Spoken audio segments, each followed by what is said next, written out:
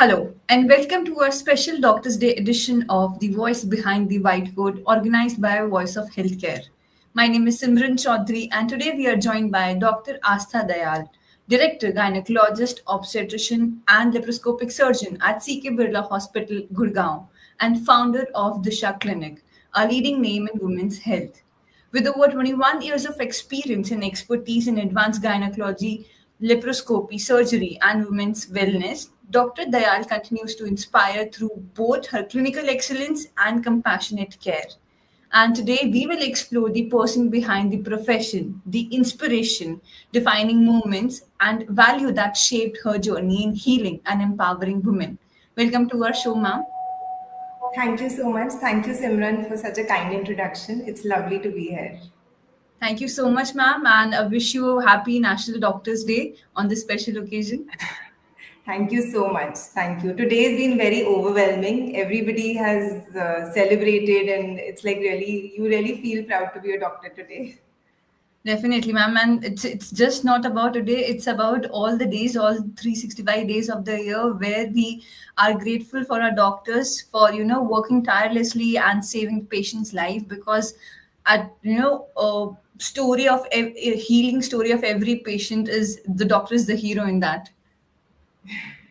True that. And I'm really grateful that you are doing this today. And thank you so much. Thank you so much, ma'am. And now, without any further delay, we would like to know your journey. What inspired you to choose the medicine as your profession? Okay, so medicine. So my parents are both doctors, so I had seen what a doctor's life is. It is a bit difficult, but I could see that it gave them a lot of satisfaction. And in those times, the doctors would be known in their family, friends, neighborhood. So everybody knew them. They were, and I think they were helpful, and everybody used to look up to them. And I used to like the fact that. Your profession and your so whenever like if you're in any other kind of profession, I think you feel like doing something for philanthropy, and here both of this is like combined. You're actually helping people, so that's what sort of convinced me to be a doctor. But yeah, looking at their life, my brother decided he does not want to be a doctor, so it goes both ways. So yeah. So you learn from your parents that yes, you want the same life, you want the same respect and honor like we doctors get, because it's the most respectable profession in our society. And I believe if a brother decided that this is an very committed profession, so maybe because he shifted to that other profession. But ma'am, it's been 2 decades, or I should say more than 2 decades. There would be many times where you would have faced challenges, or days would be very difficult. So, can you share a defining moment or turning point in your medical journey which taught you biggest lesson? There are a lot of moments, and I can't really pinpoint on one aspect of it. And as so when my parents, when I told them that I want to be a doctor, they were not very encouraging. In fact, they had told me that you don't realize the amount of input that you put in, you will not get so much of output because you for getting into a medical college also you have to work so hard, and then after that also there's so much of studying, and then eventually you feel all your peers have like started earning also, and then you are still in your working, but then you will get satisfaction, which I am getting. But yes, I think the turning points have been when a very high risk case or a very difficult delivery I did, and everything went fine, because when you're apprehensive and you know all the sort of complications that can happen, but still God helps you and things go smoothly, that tells us that there is somebody who is there with you. And there are also points where things don't happen the way that you expect it to be, then also you realize. So it's a humbling feeling that there is God above us, so we are just instruments, and ऐसा नहीं है कि we can actually sort of define कि ऐसा ही होगा. So there's so much of unpredictability in medicine. And then there are turning points when I think there was a time when I had to choose which field I have to take. And then when I decided on gynecology, that was a huge, that decided the rest of my life basically. And at that point again, so my mom's a gynecologist, and she was totally against it. She like stopped eating for a week. She cried and whatnot. She did not want me to be a gynecologist. But but I realized that so in the hospital that I was working in, I was in a government hospital. So women are in that area, the kind of couples we used to get. I thought women's health is really so ignored because women don't take care of their own health. They always have this self-sacrifice feeling that we have to live for others, and so that is why I wanted to do something in that aspect of like society. So that's, I think that is what I wanted, and that is what I'm passionate about also. So I think, ma'am, that will, that cause of yours that you want to support and help women out there for their well-being and for their health, motivated you and gave you that strong sense that you want to go against your mother, who tried a lot of things so that you don't choose gynecology. But I believe destiny plays a bigger role, and you stayed strong. You are here treating many other women's, help many women's, for their well-being, for their healthy life, and help them to bring new lives in their in our society. thank you. Ma'am, ma'am, we know that doctor's life is very hectic. Like, you are still in your clinics, in your hospital, long OPD hours and everything. So how do you unwind or take care of your own mental and physical well-being after a long hectic day?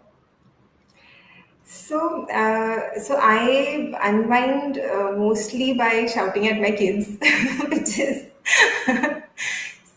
that's what they would say. But yeah, otherwise I love to travel. Although my job does not allow me to take too many vacations because, but yes, I do like even going out of the house and going into nature. Like recently in the summer vacation, we went for a trek. It was really nice. I think going into the mountains or to a beach. So that is something I love. I also paint. I am not very sporty, but I also like some fitness. And now that I'm getting older, and that's what I preach also to all my patients. So I need to stay fit myself, and that is also therapeutic. So if you devote some time for exercise, I think that gives it's also a stress buster. So this is what I generally do. That is definitely, ma'am. Whenever we exercise, even I feel the same. Whenever I exercise for 45 minutes or 1 hour something, it feels more energetic after that. It feels like I'm ready for the day now. I can take it on Yeah. everything. And luckily, we have such good options now. There are online apps, there are centers, there are group classes, and there's dancing, swimming, so many options which are interesting also. People play sports and all also. So I think it's a good time to live in because all these options are available for us. Definitely, ma'am. Nowadays, we have so many options online also. We don't have to step out of our home or comfort zone. We can do it at our place only. Ma'am, if you hadn't pursued career in medicine, what would be the other profession you would see yourself in today, and what, why? Okay, so I think I used to like mathematics in my school. So either I would have probably been a maths teacher or something because I like to interact with people, and that was the subject of my choice. So maybe something on those lines. That's great, ma'am. And I believe in maths also you have to study a lot, and being a doctor also you have to study a lot in both the cases. Well, I think whoever wants to be a doctor should basically like to study because if you hate studying, then this is not a line for you. So. Very well said, ma'am. Very true. Ma'am, you have been you have achieved so many things in your life. It's almost more than 2 decades being a doctor. So, how do you define success in your life, personally and professionally, both ways? Okay, it's a very difficult question, and I think it means different things to different people. Mera thoda satisfaction level is a little lower. I think for me, if my patients are happy, if they're satisfied, if I'm able to give them the best care, that is a small success, but it's a success for me. And I may not be like the most, I'm the richest or the senior most or the, that's okay for me. So, but I am happy that if I'm doing good work and also if I'm improving myself every day. Like recently, like my we started doing robotic surgery, so most of our learning is in our early phase of life. But now, as the advances are coming, so last couple of years we've started doing robotic surgery. So learning is also a new. It gives you challenges, but it is also something that it makes you happy. It makes you have something to look forward to. And a good thing in my profession is that every patient is a different patient. So I see other people, like I see my brother or my husband, they have to do the same thing again and again. So it's a little monotonous. So at least in my job, I don't have that issue. And I think if there's something new to learn every day, that's also something that makes me happy. And that's what I count as success in my field. In personal life, I think. It is a balancing act which I think with all women juggle through, and I think we should not keep very high expectations from ourselves in terms of our family, and we need to understand that. So a lot of my friends who are we are so I have two teenage children, and my friend circle is also like that, and we are very some of my friends are very hyper about their children and their career and their studies and everything, which I also am to an extent. But then I feel that we are just facilitators. We cannot sort of direct them in certain ways or expect them to follow our path. Or so I think you have to take a step back. You can't be a helicopter mom, or you can't be a very hyper person at home, which I am not.